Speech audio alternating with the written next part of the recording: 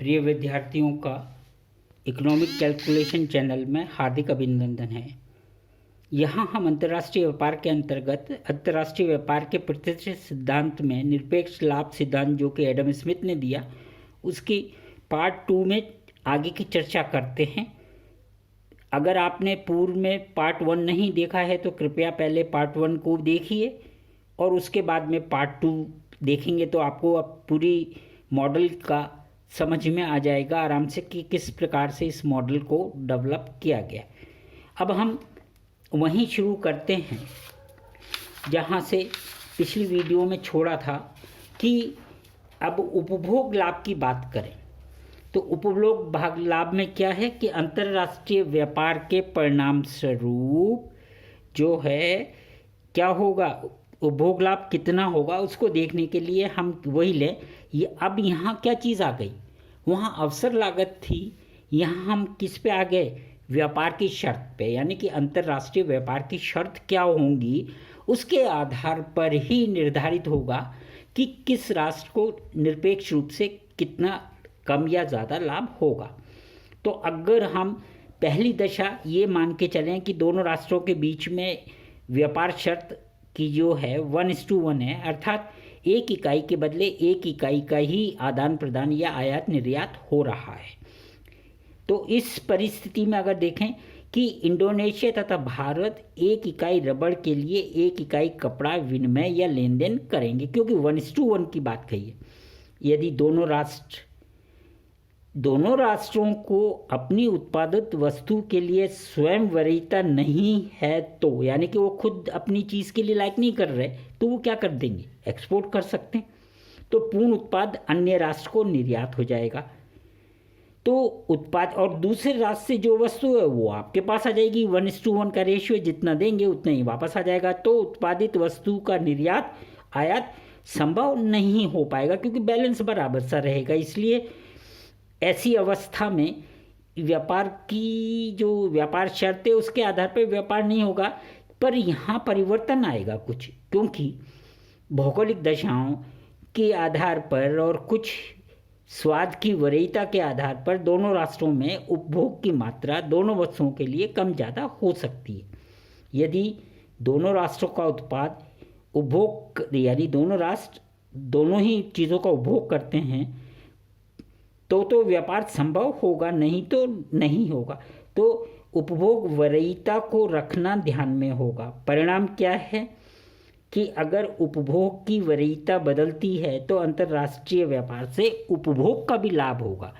इससे पहले हमने पूर्व वीडियो में क्या देखा था, अंतर्राष्ट्रीय व्यापार से उत्पादन के लाभ यानी पूर्ति की बात करी थी। अब उस पूर्ति को किस प्रकार से हम यहाँ एक्सप्लेन कर सकते हैं, तो हमने उदाहरण वही लिया, इंडोनेशिया भारत और वस्तुएं ये सामने आपके सब फिगर दे रखी है। अगर इंडोनेशिया 60 अपने पास रखता है तो 40 दे देता है, और अगर भारत अपने पास 60 रख के 40 दे देता है तो उत्पादन क्या हुआ, बढ़ गया। देखिए पहले 75 था 100 हो गया, 75 था 100 हो गया, 75 150 था तो 2 हो गया। तो यानी कि अंतर्राष्ट्रीय व्यापार के पश्चात जो विश्व का कुल सकल घरेलू उत्पाद है वो भी बढ़ा, 150 से 200 हुआ। और एक वस्तु के बारे में देखें 75 से 100 हुआ, एक वस्तु के बारे में देखें 75 से 100 हुआ, या अगर वस्तुओं का कुल देखें तो 200 हुआ।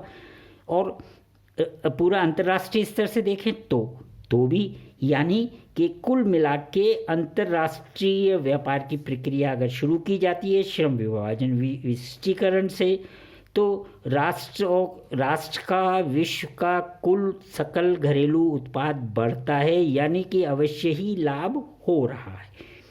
अब व्यापार शर्तों के हिसाब से चले कि पूर्व में 1:1 से बराबर ले लिया।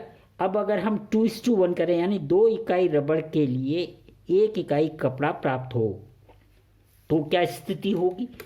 यहाँ इस स्थिति को समझने के लिए आपके सामने फिर वही उदाहरण कि इंडोनेशिया क्या है, 50 अपने पास रखेगा, इधर दे देगा, ये स्थिति, क्योंकि 2:1 है। और भारत के साथ क्या एडवांटेज होगा कि वो रबड़, जब यहाँ वो 25 की जगह उसको रबड़ कितनी इधर 25 मिल जाएंगी तो रबड़ कितना हो जाएगा, बढ़ जाएगा।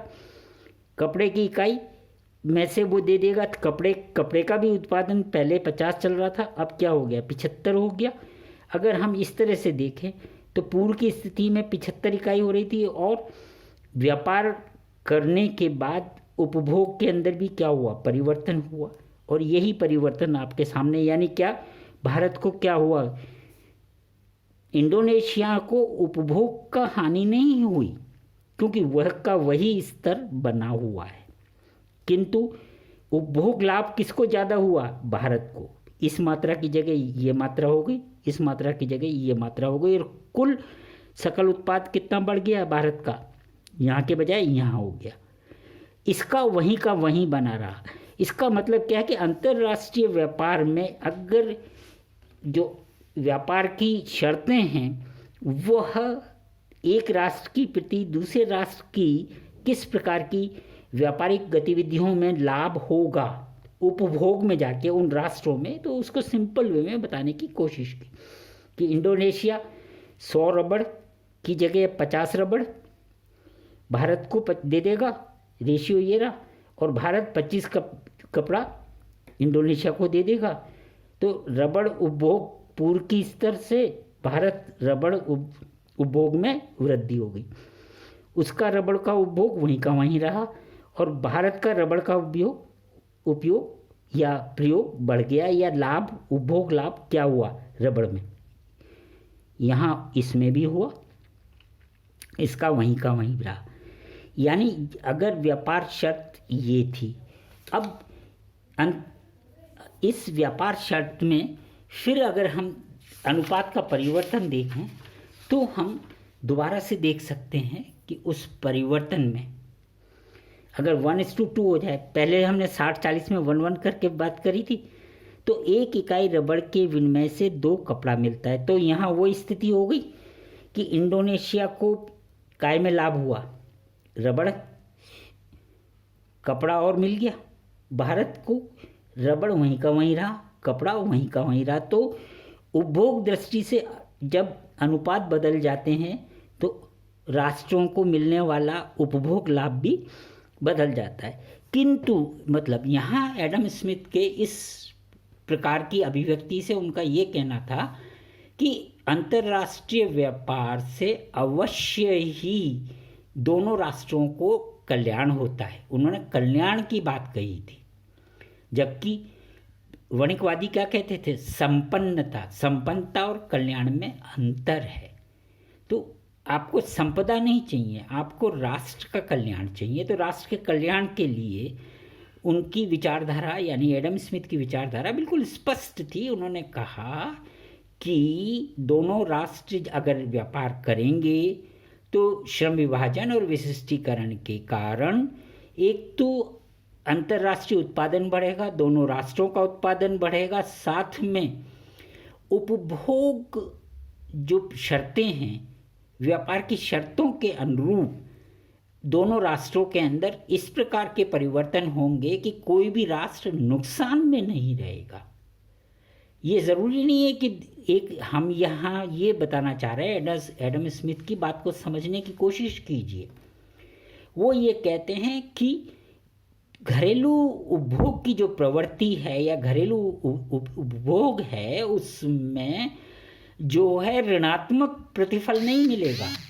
अगर व्यापार शर्तें एक दूसरे के अनुकूल या प्रतिकूल भी हो रही हैं तो प्राप्त होने वाला उपभोग लाभ स्थिर अपरिवर्तित रहेगा या वृद्धि करेगा। अगर एक राष्ट्र के लिए स्थिर है तो दूसरा वृद्धि कर जाएगा, और दूसरा स्थिर है तो एक के लिए वो वृद्धि कर जाएगा। तो उनका साधारण सा विचारधारा यही थी।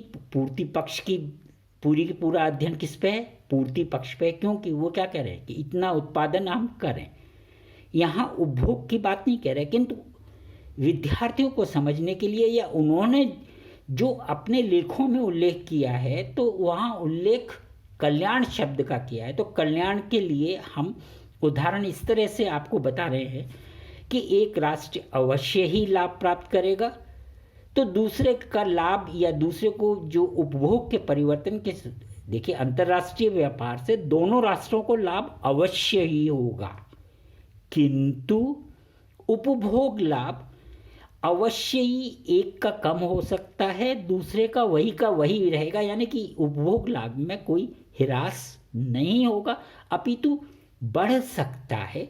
ये निर्भर करेगा दोनों राष्ट्रों के बीच होने वाली व्यापार शर्तों पे। तो ये बहुत साधारण सा अनुभव है एडम स्मिथ के मॉडल का, जो आप लोगों के साथ हमने शेयर करने का प्रयास किया है।